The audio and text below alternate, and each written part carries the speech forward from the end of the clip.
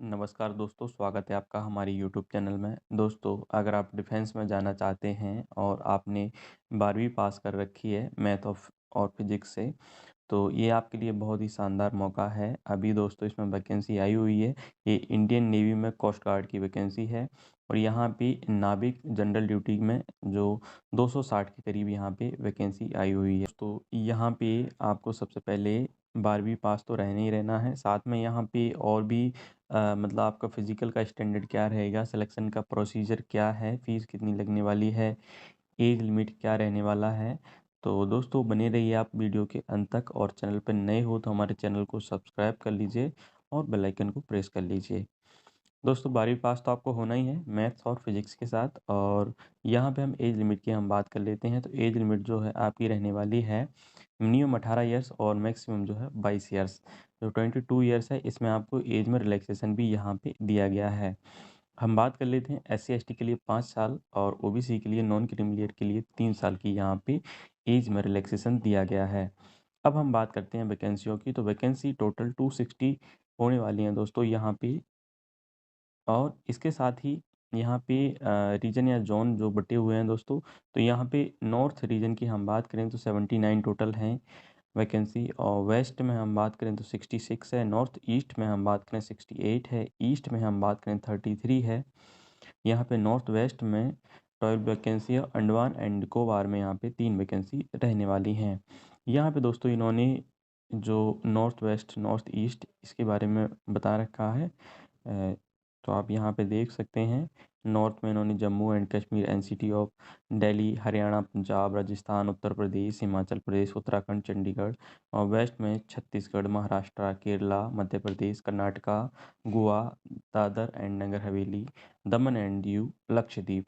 North east में दोस्तों यहाँ पे बिहार, वेस्ट बंगाल, झारखंड, असम, त्रिपुरा, मेघालय, मणिपुर, नागालैंड, अरुणाचल प्रदेश, मिजोरम, सिक्किम और उड़ीसा। इतने स्टेट यहाँ पे इन्होंने रख रखे हैं। इसके अलावा यहाँ पे ईस्ट में हम बात करें आंध्रा, तमिलनाडु, पांडिचेरी, और नॉर्थ वेस्ट में यहाँ पे गुजरात, अंडमान निकोबार में यहाँ पे अंडमान निकोबार आइलैंड है।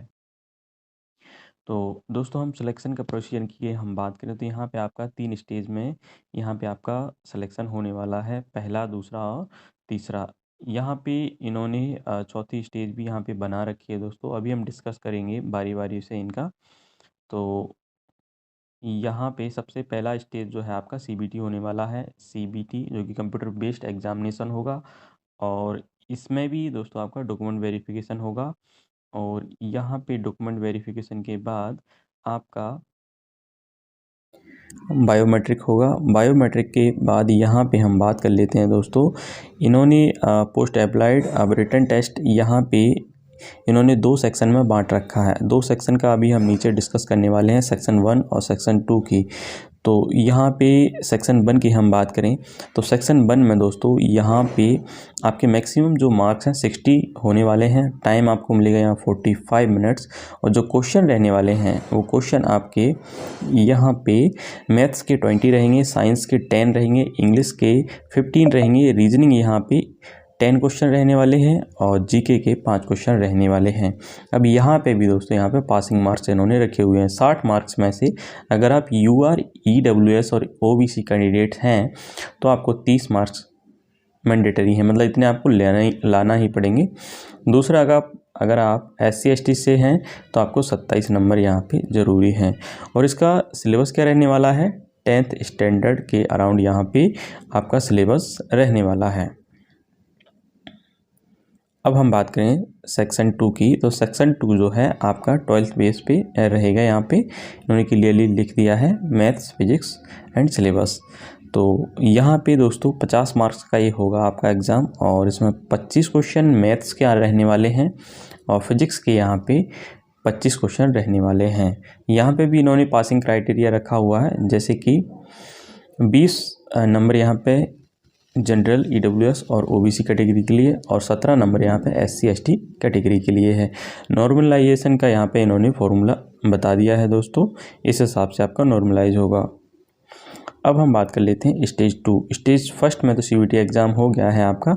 स्टेज 2 में यहाँ पे based on the performance in computer based examination ratio decided by ICG and available vacancies candidates will be shortlisted for stage 2 and provisional e admit card is issued. To download e-admit card, candidates are required to upload additional documents as mentioned in para 7E below within a given period as mentioned on ICG website. तो दोस्तों यहाँ पे आप जब first stage में पास कर जाओगे तो वो एडमिट कार्ड को भी यहाँ पे आपको अपलोड करना रहेगा। इसके बाद लिखा है failure to upload additional documents within the time frame promulgated by ICG will lead the cancellation of candidature। मतलब इसके साथ आपको और भी अदर डॉक्यूमेंट अपलोड करना है। अगर आप फेल हो जाते हो तो आपकी योग्यता यहाँ पे समाप्त कर दी जाएगी। इसके बाद यहाँ पे आपका फिज़िकल फिटनेस टेस्ट रहेगा और फिज़िकल फिटनेस टेस्ट में दोस्तों यहाँ पे आपसे 1.6 किलोमीटर की रनिंग करवाई जाएगी, वो भी 7 मिनट्स में, और 20 आपसे उठक बैठक या स्क्वाट अप्स लगवाए जाएंगे और 10 पुशअप। ध्यान रहे दोस्तों, इसमें आपको कोई ब्रेक यहाँ पे नहीं दिया जाएगा। यहाँ पे इन्होंने क्लियर लिख रखा है all 3 test of physical fitness test are to be carried out in continuity without any break. Any break in 3 tests will lead to failing the physical fitness test. मतलब आपको फेल कर दिया जाएगा अगर आप कोई इसमें ब्रेक लेते हैं तो। इसके बाद आपके डॉक्यूमेंट वेरिफिकेशन होंगे और फिर इसके बाद आपका यहाँ पे मेडिकल एग्जामिनेशन के लिए आपको रिक्रूट किया जाएगा। इसके बाद दोस्तों यहाँ पे स्टेज 3 है। स्टेज 3 में in the candidate who qualify stage 1 and stage 2 and stands in merit as the vacancy available will be provisionally shortlisted for training at INS Chilka and will be issued with provisional e-admit card. The duration of stage 3 is 1 to 2 days. Further, as INS Chilka is a novel training establishment, verification procedure at training base in Wagyu are applicable. Stage 3 involving following। Stage 3 में भी दोस्तों आपके यहाँ पे document verification होंगे, पास और fail यहाँ पे किया जाएगा आपको, और प्री इनरोलमेंट मेडिकल्स इन INS चिल्का, तो यहाँ पे आपका मेडिकल भी कराया जाएगा। तो दोस्तों इसके बाद आपकी चौथी स्टेज है the candidate undergoing training at INS Chilka are to submit all original documents during stage 3 and verification of all original documents through boards universities state government will be carried out by Indian Coast Guard. Candidate will be terminated from service if documents are reported as not genuine by respective boards, universities, state governments। दोस्तों यहीं पे है, ये लिखा है कि आपसे जो स्टेज 3 में जो भी आपके डॉक्यूमेंट्स हैं, जो भी आपने यहाँ पे क्वालिफाई जो भी एग्ज़ाम दिए होंगे, तो उनका यहाँ पे आपको प्रूफ दिखाना पड़ेगा और वो सही नहीं निकले तो आपकी योग्यता यहाँ से समाप्त कर दी जाएगी। अब हम बात कर लेते हैं ऑनलाइन एप्लीकेशन फॉर्म जो है आपका 13 फरवरी से चालू हो जाएगा और 27 फरवरी तक ये आपका चलेगा। तो ध्यान रहे इस बीच आपको यहाँ पे अप्लाई कर देना है। एग्ज़ामिनेशन फ़ीस की हम बात कर लेते हैं दोस्तों। तो एग्ज़ामिनेशन फ़ीस आपकी यहाँ पे 300 रुपये होने वाली है। किसको छोड़कर? SC ST कैंडिडेट्स को छोड़कर यहाँ पे आपकी बाकी सभी जैसे UR EWS OBC कैंडिडेट्स की यहाँ पे 300 रुपये फ़ीस लगने वाली है। ध्यान रहे दोस्तों ये जो भर्ती है मेल कैंडिडेट्स के लिए है। अब हम बात कर लेते हैं मेडिकल स्टैंडर्ड्स का। तो मेडिकल स्टैंडर्ड्स में दोस्तों आपकी हाइट होनी चाहिए 155 सेंटीमीटर। इसके अलावा यहाँ पे कुछ रिलैक्सेशन भी दिया गया है 5 सेंटीमीटर का। तो जो भाई यहाँ पे domicile of Assam, Nagaland, Mizoram, Meghalaya, Arunachal Pradesh, Manipur, Tripura, Garhwal, Sikkim and Andaman Nicobar island, तो इनके लिए यहाँ पे हाइट में थोड़ा सा यहाँ 5 सेंटीमीटर का रिलैक्सेशन है और हाइट स्टैंडर्ड में भी reduce by up to 2 centimetre candidate for having domicile of Lakshadweep. Lakshadweep के लिए 2 सेंटीमीटर यहाँ पर रिलैक्सेशन इन्होंने रखा है। इसके अलावा यहाँ पे चेस्ट में दोस्तों ये इन्होंने 5 सेंटीमीटर का एक्सपेंशन यहाँ पे मांगा हुआ है। इसके अलावा वेट की हम बात करें तो हाइट के अकॉर्डिंग जो वेट है, हाइट और एज के अकॉर्डिंग उसमें 10% का आपको मतलब प्लस माइनस यहाँ पे टॉलरेंस यहाँ पे दिया जाएगा। इसके अलावा हियरिंग आपकी नॉर्मल होनी चाहिए। अब सबसे इम्पोर्टेंट चीज़ जिसके लिए सब लोग नौकरी करते हैं, जैसे कि इसमें क्या क्या फैसिलिटी मिलेंगी, सैलरी कितनी मिलेगी, तो यहाँ पे हम डिस्कस करने वाले हैं दोस्तों। नाविक जनरल ड्यूटी जो है इसमें बेसिक पे आपका 21,700 रहने वाला है। ये पे लेवल 3 का है। इसके अलावा आपके पास इसमें डियरनेस अलाउंस भी मिलेगा और इसके अलावा जो भी एप्लीकेबल यहाँ पे अदर अलाउंसेस हैं वो भी आपको यहाँ पे ड्यूटी के दौरान मिलेंगे। हम बात करें इसमें प्रमोशन का, तो इसमें जो प्रमोशन है prospect exit up to the rank प्रधान अधिकारी, मतलब जब आप यहाँ पे भर्ती होगे तो प्रधान अधिकारी तक आपकी यहाँ पे पोस्टिंग हो सकती है, जिसका अभी करंट में जो बेसिक है 47,600 है।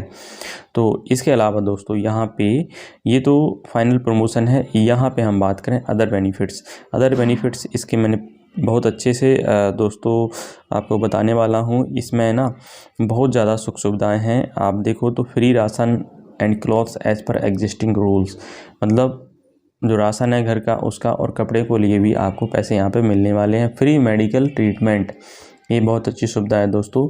सेल्फ यानी खुद के लिए एंड फैमिली, जो आपकी फैमिली है, फैमिली में दोस्तों आपके जैसे आपकी वाइफ, 2 बच्चे और माँ बाप जो डिपेंडेंट पेरेंट्स हैं उनको यहाँ पे लाभ मिलने वाला है। इसके बाद दोस्तों यहाँ पे government accommodation for self and family. इसके अलावा 45 डे अर्न लीव आपको ईएल यहाँ पे मिलने वाली है। 8 डे आपको कैजुअल लीव यानी कि हर साल आपको मिलने वाली है। कुल मिला के हम बात करें तो 53 लीव यहाँ से आपको मिलने वाली हैं। इसके अलावा यहाँ पे आपको एलटीसी भी मिलेगी। डिपेंडेंट्स जो भी होंगे सभी के लिए यहाँ पे एलटीसी रहने वाली है। इसके अलावा आपको सीपीएस के थ्रू पेंशन भी मिलेगी और ग्रेचुटी ऑन रिटायरमेंट पे आपको ग्रेचुटी भी यहाँ पे मिलेगी।